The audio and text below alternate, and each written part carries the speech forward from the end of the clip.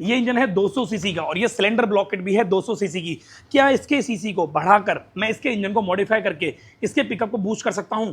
कितने पॉइंट पर समझना बहुत ज्यादा इंपॉर्टेंट हो जाता है कि हाँ, इसका इंजन वाकई में मॉडिफाइड होकर पिकअप को बूस्ट करके इसकी सीसी बढ़ाई जा सकती है। काफी सारे लोग मेरे से कमेंट करके पूछते हैं, आज मैं इस वीडियो में क्लियर कर दूंगा कि ये पॉसिबल है, ऐसा कर सकते हो, पर उसके लिए किन किन बातों का ध्यान रखना पड़ेगा ये भी समझना बहुत जरूरी है। तो फटाफट से डिटेल में समझते हैं कुछ पॉइंट पर। हमारी वीडियो को अगर आपको अच्छी लगे तो वीडियो को लाइक करके हमारे चैनल को सब्सक्राइब और साथ में इंस्टाग्राम के पेज को फॉलो कर लेना।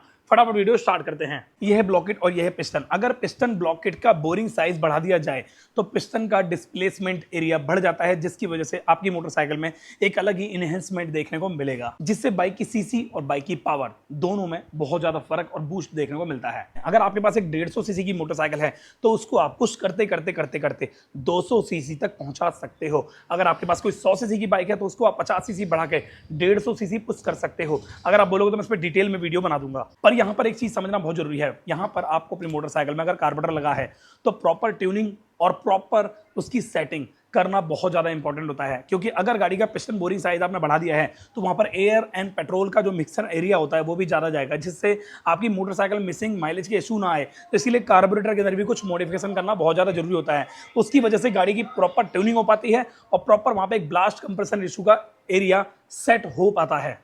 हाई कंप्रेशन पिस्टन इंस्टॉल करना, इससे कंप्रेसर सिस्टम के अंदर ज्यादा कंप्रेशन क्रिएट होता है, जिससे आपकी मोटरसाइकिल के इंजन को एक अलग ही बूस्ट मिलता है और इससे आपकी मोटरसाइकिल का पिकअप इंप्रूव होता है। सबसे इंपॉर्टेंट, अगर अपनी मोटरसाइकिल के इंजन में मॉडिफिकेशन आप कर रहे हो और अपने पावर को बूस्ट करना चाह रहे हो तो ये सारे मॉडिफिकेशन के साथ साथ कुछ ऐसे पॉइंट भी हैं जो ध्यान रखने पड़ेंगे। इस मोटरसाइकिल में अगर मॉडिफिकेशन होता है तो हाई ऑक्टेन पेट्रोल का भी इस्तेमाल करना बहुत ज्यादा रिकमेंडेड हो जाता है, जरूरी हो जाता है। अगर ऐसा आप करते हो, इंजन तो हो गया, ओके परफेक्ट हो गया, पर यहाँ पर आउटपुट भी बहुत ज्यादा जरूरी होता है। क्या आउटपुट होता है? सबसे इंपॉर्टेंट चीज, अभी मैं करंट पे भी आऊंगा, करंट का भी बहुत इंपॉर्टेंट पार्ट है, पर मैं आउटपुट पे आता हूं।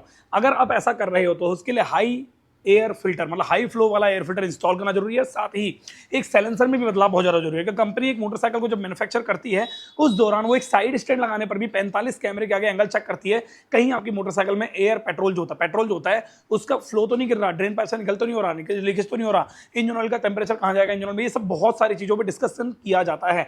पर वहीं आप घर में बैठ के अपनी वर्कशॉप में बैठ के इंजन को मॉडिफाई कर रहे हो तो ये कुछ पॉइंट पे आप अगर काम करते हो, रात दिन ध्यान रखते हो, तो आपकी मोटरसाइकिल का इंजन वाकई में 150 से 200 सीसी हो जाएगा, पर एक टेंपरेरी वे में होगा, परमानेंट वे में नहीं होगा। आप सोचो मैं 150 से 200 में कन्वर्ट कर लिया है और उस गाड़ी को मैं 1 लाख किलोमीटर चला दूंगा, तो ये तो भैया असंभव है, पॉसिबल नहीं है ये। और हाँ, इस चीज को पॉसिबल करने के लिए यहां पे एक महत्वपूर्ण पार्ट है करंट का। करंट क्या होता है? ECU। अगर आपकी मोटरसाइकिल में CDI है तो CDI को अपग्रेड करा सकते हो। अगर आपकी मोटरसाइकिल में ECU है, इलेक्ट्रॉनिक कंट्रोल यूनिट है, तो उसको रीमैप कराना बहुत ज्यादा जरूरी होता है। काफी सारे लोगों के मन में आएगा ECU रीमैप से मतलब करंट का लेना देना क्या होता है भाई, तो उसको आइए समझते हैं थोड़ा डिटेल में। इस पर समझना बहुत ज्यादा जरूरी होता है, काफी सारे लोगों को पता ही नहीं है ECU रीमैप होता क्या है। ECU रीमैप है क्या, पहले समझते हैं ECU क्या है। ECU है इंजन कंट्रोल यूनिट, एक छोटा सा कंप्यूटर जो बाइक के इंजन को कंट्रोल करता है। वो कैसे करता है, आइए थोड़ा सा डिटेल में समझते हैं। ECU रीमैपिंग से होता क्या है? ये पिस्टन है, इस पिस्टन के ऊपर क्या आ रहा है? Air and petrol.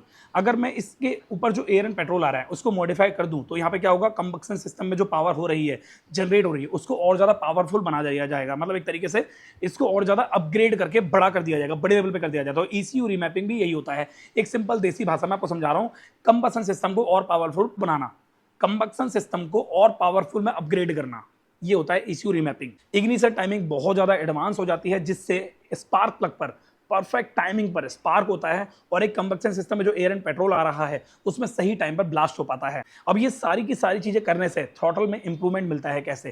Throttle response improve होता है। आपने थ्रॉटल दिया, इनिशियली आपको पिकअप मिलेगा, बूस्ट मिलेगा, उसको कहते हैं ECU रीमैपिंग करना। पर ECU रीमैपिंग से ही सब कुछ नहीं होता, जैसे कि मैंने बताया ना पॉइंट नंबर 1 से, तो पॉइंट 1 2 3 4 5 ये सारे ही सारे जितने भी पॉइंट होते हैं इन सबको डिटेल में क्लियरली सेट करके चलना पड़ता है, उसके बाद ही ECU रीमैपिंग करना पड़ता है। अब आपने ये सारा काम कर दिया, ECU रीमैपिंग नहीं कराया तो भी आपका काम अधूरा होता है। अब जैसे ये गाड़ी है, इसमें CDI लगी हुई है, अगर आपकी गाड़ी फ्यूल इंजेक्टेड नहीं है तो ECU रीमैपिंग कराने की जरूरत नहीं है, उसमें CDI को अपग्रेड करना बहुत ज्यादा जरूरी है। क्योंकि CDI एक सिंटैक्स की तरह होती है, जैसे आपकी छत पर पानी की टंकी होती है ना, बिल्कुल एग्जैक्टली वैसी होती है CDI भी। CDI के अंदर भी करंट स्टोर होता है जो time to time spark plug को जनरेट होता है, मतलब जाता रहता है। ऐसे ही पानी की टंकी, जब जब आप टंकी खोलोगे पानी निकलेगा, पर अगर पानी की टंकी खाली हो जाएगी या उसकी, जैसे मान लो 1000 लीटर की पानी की टंकी है, आपने उसको अपग्रेड करके 1500 लीटर में बदल दिया, तो यहाँ क्या हुआ?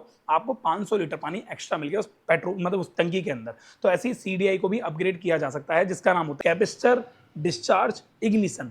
ये होता है CDI की फुल फॉर्म। अब मुझे आप छोटी सी कॉइल का नाम बताओ, ये होती है HT कॉइल। CDI से इस कॉइल में करंट जाता है। HT कॉइल की फुल फॉर्म क्या है? काफी सारे लोगों को नहीं पता होती, काफी सारे लोगों को पता होगी।